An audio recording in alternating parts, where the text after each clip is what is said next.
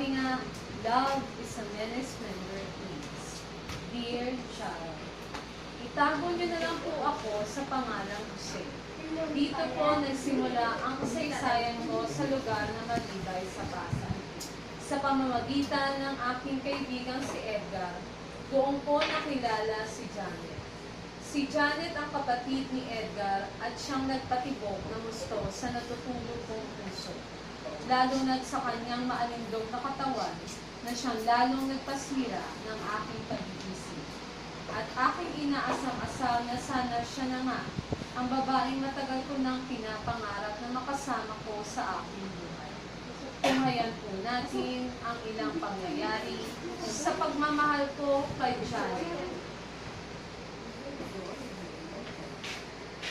Ay, sa wakas, nakauwi din tayo ng bahay. Grabe, nakakapagod talaga yung traffic mo.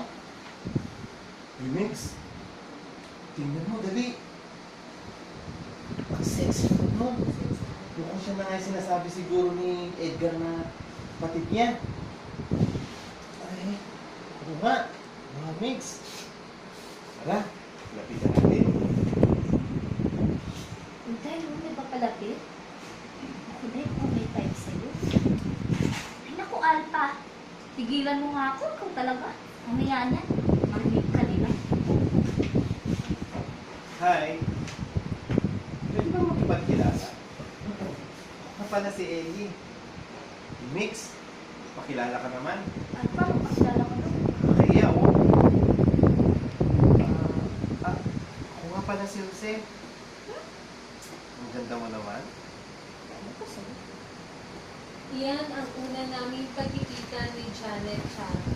Inaasang-asang kung sana'y makalampiman lang ang aming mga kamay, ngunit ako'y nabigo. Pero hindi ako sumuko. Dumanas pa ako ng iba't ibang pagsubok, makamit lang ang pagmamahal sa aking ni Janet. Na kahit ang aking buhay ay kaya kong ialay para makasama ko lang siya at maging asawa ko sa pagdating ng araw. Hanggang sa tulong ng ating Panginoon ay ipinagkaloob siya sa akin. Nagsama kami ni Janet at pinagkalooban ng 3 supli. Siguro nga sa kadahilan ng maaga ko nag-asawa, ay di pa din nawawala sa akin ang mga kabarkada. Tunghayan po natin ang isa sa mga pagsubok sa buhay namin ng aking asawang si Janet. Habang si Janet ay abala sa mga gawaing bahay. Oy, Jenny! Oy, hindi ka nga dito. Kung nasa na nga yung mukha mo, ang dungis-dungis mo. Woo! Ang pangis ka na, oh! Hoy, ano ba? Ayan ka na naman eh! Hoy, bumalik ka dito! Ibig ko! Hala! Hala, Diyos ko po, ang init-init mo, Jeffrey! Na inaapoy ka ng lagnat! Naasa mo ba kasi itong tatay mo, Jose? Jose, inaapoy ng lagnat si Jeffrey! Nay, ano bang ulam natin dyan? Ewan ko sa buhay mo, tinanghali ka na naman ng gising. Tingnan mo yung anak mo, inaapoy ng lagnat. Hala, sige, bumili ka na nga muna ng gubuton at may silbi ka naman.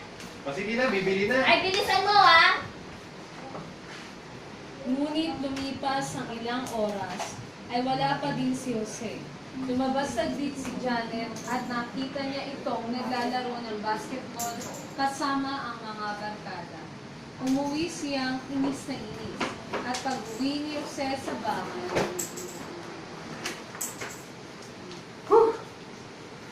Pagod. Ano ka ba naman, Jose? Alam mo may sakit yung anak mo, inuuna mo pa yung mga walang kwentang bagay? Wala ka na talagang ginawang tama. Hindi lang naman ako sa kanto. Ay, naku, nagdadahilan ka pa ba talaga? Eh, bakit ba? Gusto mo talaga unahin mo pa yung maglalaro mo kaysa sa asikasuhin tong anak mo kinaapoy sa lagnat. Hay, nako. Kasi nga ba ka ba? Visit naman ako. Visit naman. Eh, lagi ka naman ganyan eh. Hindi, wow. At yun na nga, Charo. Sunod-sunod na ang hindi namin pagkakaunawaan ni Janet.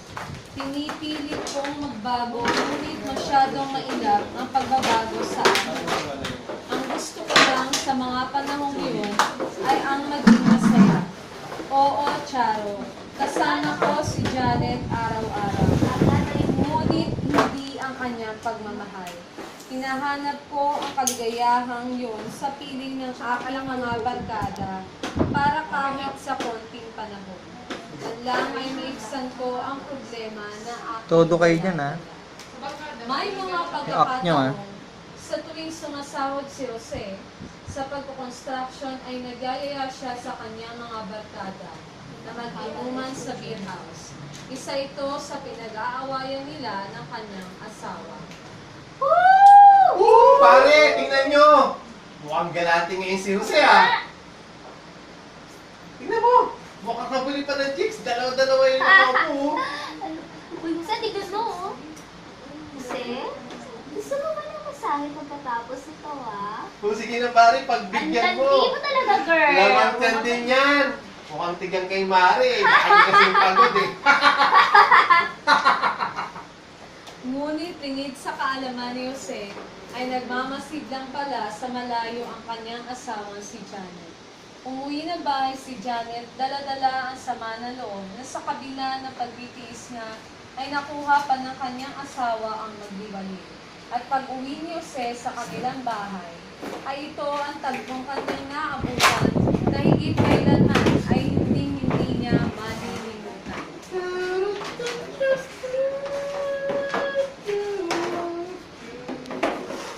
Day? Day? Ano nangyari sa'yo? Tigil mo nga yan. Itigil? Ano Jose, itigil? Ito yung gusto mo, di ba? Sinasayaw-sayawan ka! Di ba? Di ba? Nakakapagod na kasi, Jose. Nakakapagod na. Nagtitis ako ng sobra-sobra.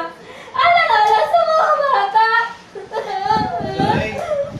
Tawarin mo ako. Sa'yo, lagi ka na lang ganyan. Masubo lang naman ako sa barkada, eh. Lagi ka na lang ganyan. Hindi ko na alam yung gagawin ko sa'yo. Ayoko matupad pero nagpapakahirap din naman ako para sa pamilya natin. Ano na, Day? Nag-iis ko lang hanggang sa mga loob dahil ayoko na yung mga Tawarin anak mo ako, natin na Day. walang ama. Patawarin mo naman ako. Tama na. Patawarin mo na ako. Lang mo. Magbabago rin naman ako, Day. Ewan ko lang sa'yo. Charo, patuloy at patuloy ang mga pagsubok sa aming buhay. Na ultimo sa paglaki ng aming mga buhay. Sa totoo lang, sa kanya ako humuhugot ng lakas ng loob. At kahit anong uri ng trabaho ay aking napasukan, maitaguyod ko lamang ang mga pangangailangan ng aking pamilya. Habang nagtitinda ng pakwan, tulak-tulak ang palitan. Kuya, pabili nga po dito. Magkano po? Piso lang yan, isang hiwa. Bili ka na, matamis naman yan, eh. Sige, talaga lang ha. Sige nga, dalawa. Salamat din po. Salamat. Salamat din po. Day, tingnan mo. Kung nakarami tayo ng benta, no? Oo nga. Sana makabenta pa tayo ng madami lalo na ngayon. Magpapasok pa na ang mga bata. Sigurado yan, Day.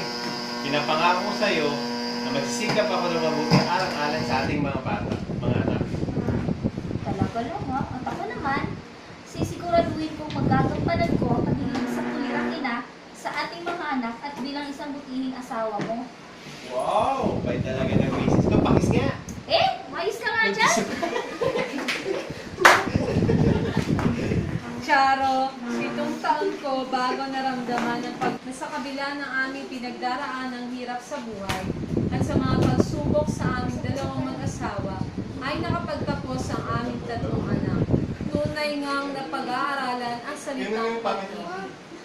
Naway magsilbing aral din ito sa mga mag-asawang may pinagdaraanan sa buhay.